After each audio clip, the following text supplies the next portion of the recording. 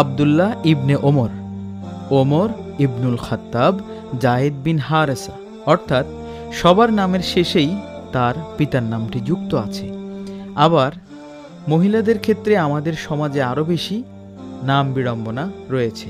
যেমন মহিলার নামের সাথে স্বামীর নাম যুক্ত করা হয়, যেটা নিতান্তই ভুল পদ্ধতি। আমরা যদি মহিলা সাহাবীদের নামগুলো একটু দেখি, যেমন খাদিজা বিনতে খুয়াইলিদ, আয়েশা বিনতে আবু বকর, হাফসা বিনতে ওমর। বাতেন সাহেব, তাহলে আমি যে নামগুলো বললাম সেগুলো থেকে আমাদের জন্য শিক্ষণীয় বিষয় কি?